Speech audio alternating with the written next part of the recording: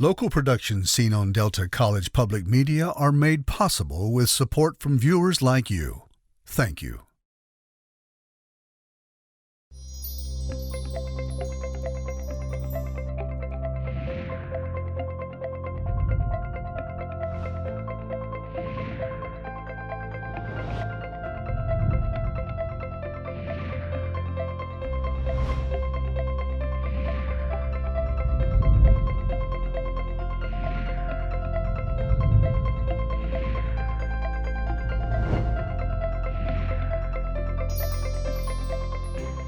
Hello, everyone. Welcome to Junia Doan's The Spark. I'm Junia Doan, and thank you for joining us. Today, I will be interviewing Bob Chitester, founder and chairman of Free to Choose Network. Bob, you recently received an award from Northwood University here in Midland, Michigan. Tell us something about the award and the university. Well, I'll tell you about it, but Junia, I know you've experienced it, and I was pleased to learn that you have already also received a doctorate from Northwood University. And that suggests to me that we do have, in a certain sense, a common relationship with them. I am very keen on Northwood. I was introduced to them maybe, 15, 20 years ago by my local Chevy dealer who sent 3 of his children to Northwood University. And I just am excited that there is a university that is openly advocating free market capitalism, because that, of course, has been my life's work since meeting Milton Friedman. And I was honored with the doctorate. It was a wonderful experience for me. I enjoyed it very, very much, and enjoyed discussing the ideas that, to a certain degree, we share. And I qualify it that way because I was taken with their philosophy, have always liked them because I see them as unique in the sense that they are in the same ballpark in a way as Hillsdale and Grove City, but with a major difference. They are also kind of a trade school. Their emphasis on the automotive industry and offering courses that are specifically designed to assist people who are in the business in some way, in the automotive business in some way, I find very appealing. And I think it's a road that students should be taking more because it gives them a far higher level of guarantee of a job when they finish school. I like music very much. Papa Haydn is my favorite of the classicals. And understanding the broad scope of humanity is important, and Northwood provides that.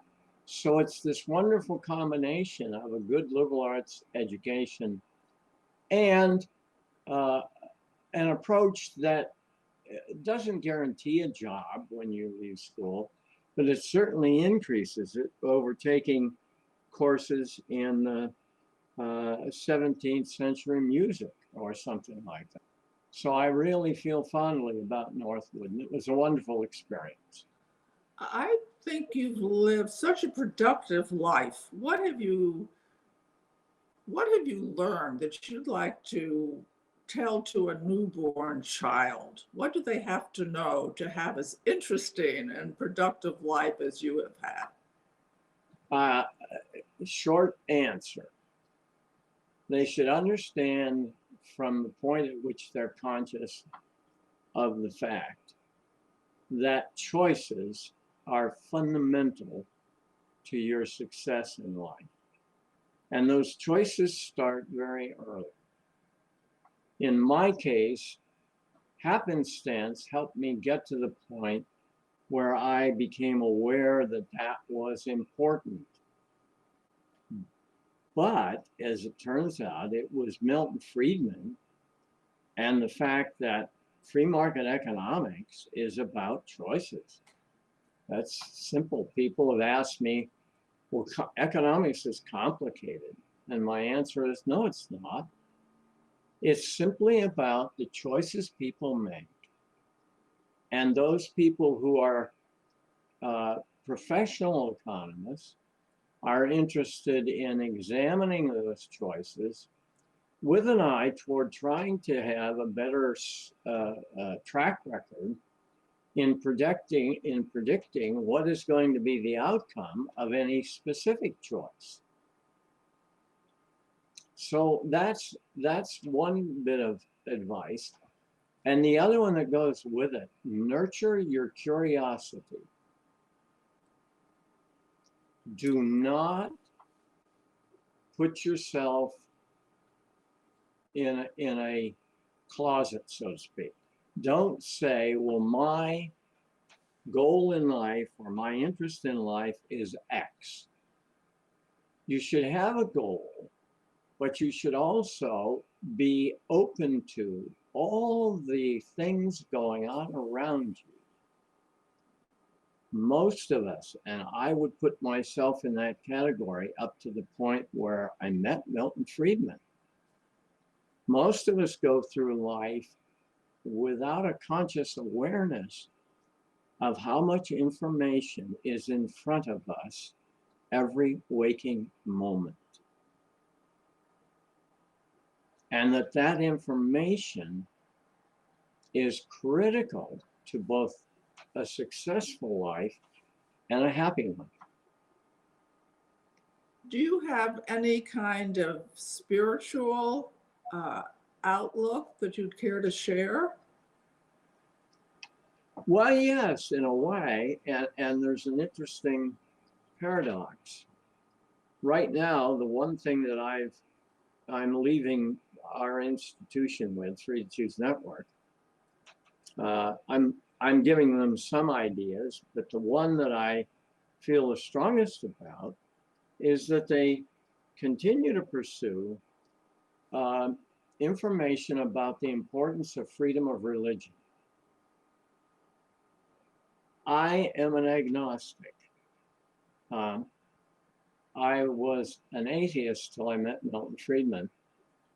And again, Milton opened my eyes. He was such a clear thinker. He said, Bob, how can you be an atheist? In other words, he didn't put it this way, but I have come to put it this way. Those who claim to be an atheist are intensely religious because they have, on the basis of faith, assumed there is no supreme being guiding our destinies. How do they know that? Assume for a moment I'm an evangelical Christian. Are they willing to grant me the legitimacy of the choice I've made? So many. I was appalled to find one of my intellectual heroes doing a public service announcement for an organization called Freedom from Religion. Yeah. Listen to that again. I didn't know that organization existed, but there was a public service announcement, and Harvard professor and scholar and author Steven Pinker was making that statement. And I have admired Steven Pinker's work for at least a decade, and it's now destroyed because I can't imagine an intelligent person taking that position that you should not have religion. You should be, that somehow you're going to benefit from not being religious. Who is to say that? If you're really a libertarian, and I've been pushing the people at Reason magazine on it, if you're truly a libertarian, then you should be in favor of individuals having the right to choose how they perceive the universe. And you should honor and respect that, and you should celebrate it. And here's the reason that's so important. The founding fathers, and there's a book out titled, I think the title of it is James Madison, Father of Religious Freedom. The author is Rod Valley University. And it's a wonderful book, a wonderful biography in which it stresses the degree to which Madison, prior to the Constitutional Convention and prior to him becoming involved so intensely in everything, he went out of his way to support Baptists in their fight for religious freedom in the state of Virginia. And he set himself aside from the other founders in being so active in that regard. And his point of view was, without religion and the discipline it brings, you can never expect to have a society of free people. Because religion provides an additional basis for guidance of your life. My position is that I respect and want to respect everyone, no matter what their religious beliefs. If they belong to some witch's coven, fine, I respect their choice, as long as they don't try to use force to somehow advance that conviction. So what would you say about your philosophy of living? That happiness does not come from material well-being. Happiness, it does not. I've done a speech on this. And I make the point, I can't give you happiness, but I can give you well-being. Now, well-being, what does it speak to? It speaks to, do you have a comfortable place to live? Do you have a decent diet? Are you able to have a good diet? You have the wherewithal to have a good diet. In other words, they're physical things, but happiness doesn't come from physical things. Happiness comes from succeeding. Getting is not what we're after. And the two are distinctly different. They are compatible with each other, in that I certainly want to have well-being. And you can argue that you can't be happy without well-being. Well, I think that's not the case. Now, it's very important when on my one brief trip I made to India, and anybody who does that and is not appalled by both sides of what you see, the unbelievable wealth on the one hand and the stark poverty on the other, and blocks away from each other. So well-being has a part in happiness, but it's not the source of happiness. That's my fundamental philosophy. What would you say the differences are amongst happiness, joy, and contentment? I think of joy as transitory, and it's celebratory. Happiness is internal. Joy is external. I can be happy by myself fairly easily. I tell a story, and I'm going to shorten it for you, of watching a baggage handler in the Newark airport. This was 20 years ago, 25 years ago, and it's still fresh in my memory.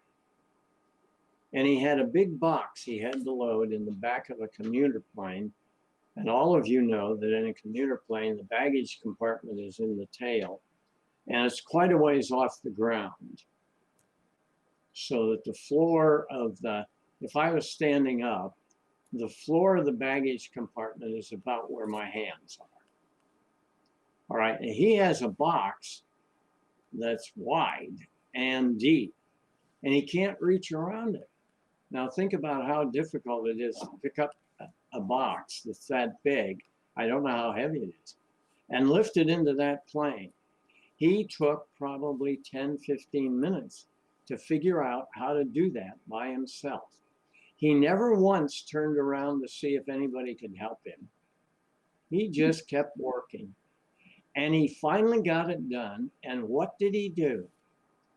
He didn't turn around and look to see if anybody else had seen his success. He took 2 steps backwards and he went at the box in the plane. I did it.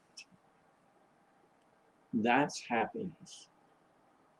And what about how that plays out in relationships?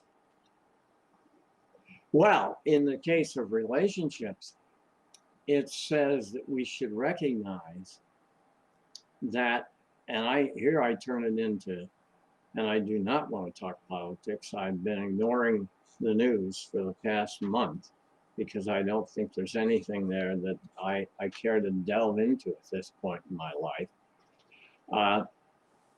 But I think happiness, to recognize the fact, as I said, I can't give you happiness. I can create an environment in which you can be happy. And I'll give you a specific example. Over the years, as the head of companies, I've always been the boss. That's another story for a long time. But my very first job, I was the boss, and I've been the boss since then. But because of that, I've had to dismiss people who were working for me. And in every one of those instances, I have generally dismissed people to whom I had given a chance, an opportunity that could have made them happy by them delving in and solving a problem. And instead of even coming to me and asking advice as to how to solve it, they simply kind of laid back, didn't put the energy and effort and thought into it, did not solve the problem, and I had to, over a period of months, finally give up and let them go. And in doing so, tell them that I may have made a mistake, but they weren't a fit for the job they were in, and they should find something that works better, where they will always be happy to show up at work every morning. And personal relationships? That's tied to that in the sense that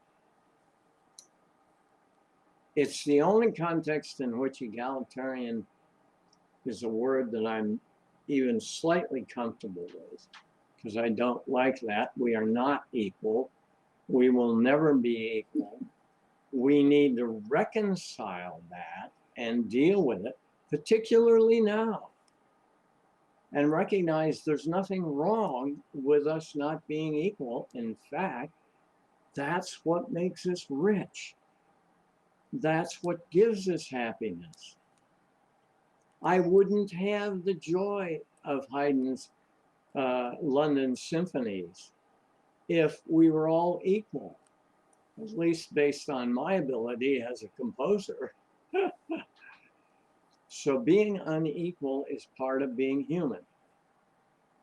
But we recognize and value that difference, and we respect it. It doesn't mean I think I'm better than other people. And that goes to the issue of happiness and to personal relationships. And Milton absolutely treated everyone as an equal. And with enthusiasm. And with enthusiasm. And one interest. of the comments I make is that Milton treated every person I ever introduced him to, and I introduced him to a lot of people. He treated them as if they knew what they were talking about. They were a person, an individual of value. They were making contributions to the human race unless they proved to him otherwise. So what surprises you and how do you handle setbacks? What surprises me is a tough one to answer. And I mean, the simple thing is if it surprises you, it was unexpected. Mm-hmm. And maybe that's why I'm obsessive about a quote. And that is, advances are made by answering questions. Discoveries are made by questioning answers. I love that. And I've been pressing that with my team. It applies in everyday common activity. When you're trying to solve a problem, you'll come up with an answer. Most people don't go any further. They'll go and try the answer. Now, if the answer fails, then they'll try something different. But they should stop first and say, no, wait a minute. I have an answer. What's lacking? Did I cover all the bases? Should I not rethink this? Milton's favorite phrase in conversations, and one of the ways he kept things always on a very friendly basis, no matter what the debate and how intense, was the fact that you just cannot predict people's motives, and you should never question people's motives. So you put that all together, and that's Milton Friedman.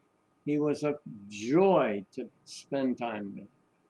And he was a second father to me without any question. I remember reading that he said every generation had to fight for freedom. And it's kept it in my mind to take nothing for granted. And that he always suggested, I only met him once, but he always suggested that you can disagree without being disagreeable. Yes. Something we need to learn perhaps today a bit more. And on our website, there's an interview I did with him in which I asked him whether or not that was something he was born with or he trained himself. And he trained himself because early in his career, in the mid-30s, he insulted an economist, happened to be a woman economist in the agricultural department, for the brief time Milton was in a government job. And he treated her meanly. And 2 weeks later, he understood he was wrong. And he said, I swore to myself I would never do that again to anyone in my life. And as far as I could tell, witness of 27 years of activity with him, he never broke that. He was able to do it. Thank you, Bob. Thank you so much. We have certainly learned a lot. In particular, for LifeView, you have choices. Look at your choices all the time. They're more than you think. Be curious throughout your life. Question your answers. I mean, take nothing. You have to have energy. Recognize that happiness is interior and how you live is exterior in terms of water and food and so forth. So we take this, and as I say to everybody, Be kind to someone you know and someone you don't know. Every single day, people are really trying hard. And I'll see you next week. And thank you again, Bob. Junia, thank you. It was great. Enjoyed it. To contact Junia, send her an email at juniadownsthespark@gmail.com. For more information, program schedules, and news about future guests, go to www.juniadownthespark.com. Thank you for joining us. See you next time on Junia Doan's The Spark.